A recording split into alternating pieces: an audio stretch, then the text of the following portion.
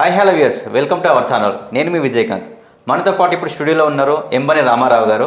నమస్కారం సార్. నమస్తే అండి. బాగున్నారు సార్? బాగున్నానమ్మా. సార్, సోషల్ మీడియాలో ఈ మధ్య బాగా చక్కర్లు కొడుతుంది. స్వర్గీయ నందమూరి రామారావు గారి భారీ విగ్రహాన్ని 52 అడుగుల భారీ విగ్రహాన్ని ఖమ్మంలో నిర్మిస్తున్నారు. దానికి పువ్వాడ అజయ్ గారు సపోర్ట్ చేస్తున్నారు. దీంట్లో రాజకీయ ప్రోద్బలం ఏమన్నా ఉందంటారా? రాజకీయం లేకుంటే ఎవరు ఏమి చేయటండి. ఎందుకంటే ఇక్కడ పువ్వాడ అజయ్ కుమార్ అంటే ఆయన వైఎస్ఆర్ కాంగ్రెస్ పార్టీ. అక్కడ ఎన్టీ రామారావు శంఖం పూరిస్తున్నట్టుగా ఉన్న విగ్రహాన్ని ప్రతిష్ఠించడం ద్వారా అంటే తెలుగుదేశంలో ఉన్నవాళ్ళు చాలామంది ఆ పువ్వాడ అజయ్ కుమార్ పట్ల ప్రేమ అనురాగం కలిగి ఉంటారన్నమాట, మారుతారు. అంటే ఏంటి, చాలా తెలివైన పని చేస్తున్నారన్నమాట. 54 అడుగుల విగ్రహం 2 కోట్లు అంటే వాళ్ళు పెద్ద ఏమీ కాదు. కానీ ఆ విగ్రహాన్ని ఆవిష్కరిస్తుంది ఎవరు? తెలుగుదేశంలో రేపు పొద్దున్న ఆయనే జెండా పట్టుకొని ఆయనే సీఎం అవుతాడు అని ప్రజలందరూ నమ్మినటువంటి వ్యక్తి తారక్. ఆ తారక్ చేత అది విగ్రహావిష్కరణ చేస్తున్నారు కనుక దీని వెనక తప్పకుండా రాజకీయ కోణం ఉంటుంది. రాజకీయ కోణం లేకుండా ఎవరు ₹1 ఖర్చు పెట్టండి. అంటే జూనియర్ ఎన్టీఆర్ని పార్టీ నుంచి మార్చే అవకాశాలు ఉన్నాయంటారా? అలా కాదు, ప్రజలకు ఇంప్రెషన్ కదా. చూసావా, వాళ్ళు తెలుగుదేశం పార్టీ వాళ్ళు ఎవరు డబ్బులు ఖర్చు పెట్టి ఇక్కడ విగ్రహావిష్కరణ చేయలేదు.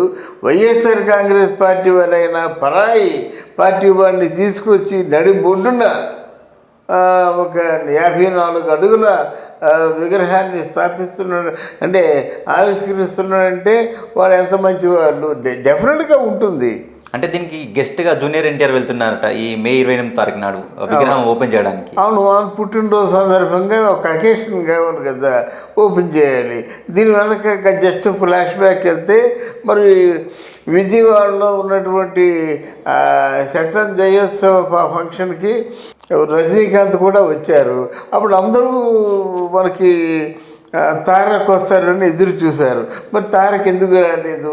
వాళ్ళ ఫంక్షన్కి ఆయన రాలేదు, కానీ వైఎస్ఆర్ కాంగ్రెస్ పార్టీ వాళ్ళ తాలూకు ఫంక్షన్కి ఈయన వెళ్తున్నాడు. వాళ్ళ ఫంక్షన్ ఏమన్నా చేస్తున్నాడు, ఎన్టీ రామారావు చేస్తున్నాడు. ఎన్టీ రామారావు ఫంక్షన్ చేస్తున్నట్టు ఎవరు వెళ్తున్నారు? ఎన్టీ రామారావు తాలూకు మనడు వెళ్తున్నాడు. దీనివల్ల ఏమవుతుంది, తెలుగుదేశం వాళ్ళలో కొంతమంది ఆకర్షితులు అవుతారు, వీడు వస్తారు. అంటే పార్టీని విడగొట్టడానికి వైఎస్ఆర్ పార్టీ చూస్తుందని అంటారా? అంతే, డెఫినెట్గా వాళ్ళు కొంతమంది మారినా మారుతారు. అలాగేనట్టయితే ఒక గత వైఎస్ఆర్ కాంగ్రెస్ పార్టీ జగన్మోహన్ రెడ్డి గద్దె ఎక్కిన తర్వాత 2వ సంవత్సరం నుంచి ఎన్టీ రామారావు విగ్రహాన్ని చేతులు ఎరగొట్టారు, కాళ్ళు ఎరగొట్టారు, తలకాలు తీశారు. ఇలా రకరకాల విన్యాసాలు చేశారు. ఎవరైనా ఒక్కరైనా ఈ విధంగా మైక్ పట్టుకొని పరాయి అంటే మా పార్టీ కాకుండా అది తెలుగుదేశం పార్టీ అయినప్పుడు కూడా ఎన్టీ రామారావు గారు గొప్ప ఔన్నత్యం గల వ్యక్తి, ఆయన తాలూకు విగ్రహాన్ని మీరేం చేయొద్దు, ఎవరైనా చేస్తే పొరపాటున ఆ విగ్రహాన్ని ధ్వంసం చేస్తే మేము చాలా సీరియస్గా యాక్షన్ తీసుకుంటామని ఎవరైనా చెప్పారా? చెప్పలేదు. స్వయాన ఎన్టీ రామారావు గారికి స్వామి స్వామి అని పిలుచుకున్న లక్ష్మీపార్వతి ఏమైనా వార్నింగ్ ఇచ్చిందా? ఇవ్వలేదు. ఇప్పుడు ఎవరైనా వార్నింగ్ ఇచ్చారా? ఎవరు ఇవ్వలేదు. చివరికి ఆ లక్ష్మీపార్వతి గారి వీళ్ళ మీద విమర్శలు చేస్తుంది, తిరిగి వీళ్ళ మీద విమర్శలు చేస్తుంది. ఆవిడ ఏంటంటే పెద్ద మూర్ఖురాలు, తర్వాత నీచమైన మనిషి. ఎందుకంటే ఆ భర్త అంత నిజాయితీ పరుడికి మరి ఎలాగా నువ్వు భార్య అయ్యావో తెలియదు. దేవుడికి కూడా తెలుసు ఈ బంధం ఎక్కువగా ఉంటే ఆ దేవుళ్ళని మనిషి మనసు శోభిస్తుందని చెప్పేసి ఆయన తీసుకునే నిర్ణయం ఆయన తీసుకున్నాడు. అంటే నిన్న మొన్న వార్తలు చూసుకుంటే లక్ష్మీపార్వతి గారు చంద్రబాబు నాయుడు రజనీకాంత్ కలిసి ఎన్టీఆర్ని చంపాలని చెప్పేసి కామెంట్లు చేసింది. ఎవరండి చంద్రబాబు నాయుడు తీరుబాటు లేదా? తీరుబడిగా ఉన్నాడా? రజనీకాంత్ తీరుబడిగా ఉన్నాడండి. వాళ్ళు చంపాలనుకుంటే నిన్ను చంపేవారు ముందు. ఈ విషయం బాగా అర్థం చేసుకోవాలి. ఇన్ని విధాలుగా నువ్వు దిగజారిపోయి మాట్లాడుతుంటే కడుపు మండి, ఒకవేళ అప్పట్లో వాడికి అంత మంచి పవర్ఫుల్గా ఉన్నప్పుడు, ఉద్రేకంతో ఉన్నప్పుడు ఆవిడ చెప్పేస్తే మొత్తం అంతా మళ్ళీ ఎన్టీ రామారావు సుభిక్షంగా ఉంటాడు కదా. పార్టీ సుభిక్షంగా ఉంటుంది కదా, తెలుగుదేశం పార్టీ ఇంకా సౌండ్గా ఉంటుంది కదా. ఆ చంపాలనే దృష్టి ఎన్టీఆర్ నుంచి చెబుతారు, నిన్ను చెబుతారు. నిన్ను చంపడానికి ఎవరినైనా ప్రేరేపించినట్టుగా ఒక రోజులో లేపి అవతల పారేస్తారు. అర్థమైందా?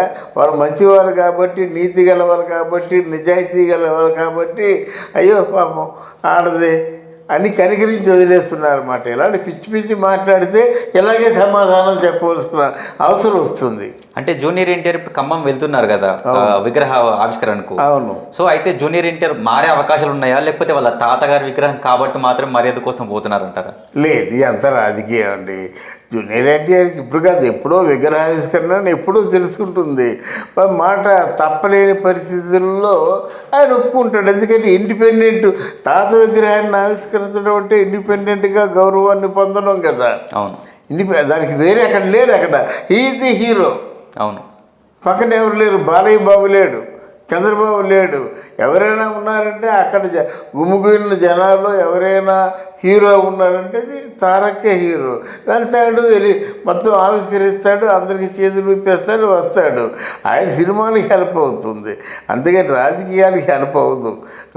ఇదేనా నోరు విప్పి తారక్ అమ్మ మీ ఓటు తెలుగుదేశం పార్టీకి వేయండి అడగలరా? అంటే ఆయన రాజకీయాలకు వస్తాడని అందరూ అంటున్నారు, వస్తే బాగుండని కూడా అంటున్నారు. వస్తే బాగుంటుందండి, చెప్తున్నాండి. ఆయన నోరు విప్పి రాజకీయాల్లో ఏమో తెలుగుదేశం పార్టీకి మీ ఓటు అని అడగలడా? పోనీ లేదు తెలుగుదేశం వద్దు, జగన్మోహన్ రెడ్డికే మీ ఓటు అని అడగలడా? అడగలేడు. జగన్మోహన్ రెడ్డి గారికి తంతారు. ఏమయ్యా నువ్వు ఎవడికి పుట్టావు, ఎవడి పేరు పెట్టుకున్నావు, ఎవడి పేరుతో నువ్వు చలామణి అవుతున్నావు అని తంతారు. అవును. అది తెలుగుదేశం పార్టీని అడగడానికి ఆయన మనస్కరించరు. ఎందుకంటే వాళ్ళు పదవులు సంపాదించడం ఏంటి, వాళ్ళు డబ్బులు సంపాదించుకోవడం ఏంటి, వాళ్ళకి కీర్తి ప్రతిష్టలు దక్కడం ఏంటి, నేను ఎందుకు అడగాలనేటువంటి ఆలోచన ఉంటుంది. అందువల్ల ఇది చేయగలిగింది ఏం లేదు ఇక్కడ. అది కేవలం భ్రమల మాట అంతే. ఇప్పుడు అక్కడ ఖమ్మంలో అంటే ఖమ్మం అంటే వైఎస్ఆర్సీపీ ఉంది. వాళ్ళ ఉద్దేశం ఎలాగ స్ట్రాటజీ ఉందంటే, ఎన్టీ రామారావు విగ్రహం ఆవిష్కరించినట్టయితే జనంలో ఒక సింపతి గెయిన్ చేస్తాము. అందులో ఆయన మనవుడి చేత ఆవిష్కరింపజేసినట్టయితే కొంతవరకు అంటే మార్పు వస్తుంది, జనాల్లో మార్పు వస్తుంది, ప్రజల్లో మార్పు వస్తుంది. కొన్ని ఓట్లైనా తెలుగుదేశానికి కాకుండా ఈ వైఎస్ఆర్ కాంగ్రెస్ పార్టీకి అనుకూలంగా ఉంటుందని వాళ్ళ ఉద్దేశం తప్ప ఆ ఉద్దేశం తప్పని నేను అంటున్నాను. అంటే ఇప్పుడు బాలకృష్ణ తర్వాత టీడీపీ పార్టీలో ఎన్టీఆర్ను చూసే అవకాశాలు ఏమైనా ఉన్నాయా? అది మనం అలాగెందుకు అనుకుంటాం. మనం బాలకృష్ణ తర్వాత ఎవరు వస్తారో అవసరాన్ని బట్టి వస్తారండి. టీడీపీలో అసలు ఇంకోటి చెప్తున్నాను, టీడీపీలో ఓన్లీ నందమూరి వారసులే రావాలని ఎక్కడ ఉందండి? ఇప్పుడు చంద్రబాబు నాయుడు తాలూ వారసులే రావాలని ఎక్కడ ఉందండి? చదువుకున్న వాళ్ళు, యోగ్యులు, పార్టీని నిలబెట్టుకునేవాళ్ళు, మంచి ఆశయాలతో ఉన్నవాళ్ళు ఎవరైనా రావచ్చు కదా. మీరు అలాగెందుకు ఆలోచిస్తారు? ఓన్లీ ఆ చంద్రబాబు నాయుడు ఉన్నాడు, లోకేష్ రావాలి, లోకేష్ కొడుకు రావాలి, లేదా బాలకృష్ణ రావాలి, బాలకృష్ణ తర్వాత ఎన్టీఆర్ రావాలి, ఎన్టీఆర్ తర్వాత ఎన్టీ రామారావు కుటుంబంలో ఎవడో ఒకటి రావాలి. Non sense. ఎవరికి పరిపాలనా సామర్థ్యం ఉంటుందో, ఎవడికి ఐడియాలజీ ఉంటుందో, ఎవరిని చూసి ప్రపంచం ఒక్కసారి ఉలిక్కిపడి వాడి తాలూకు తెలివితేటలు నేర్చుకోగలుగుతుందో అలాంటి వాటి లీడర్ కావాలండి. వీరంతా ఎందుకండి సూదిలోకి waste. Okay sir, thank you very much.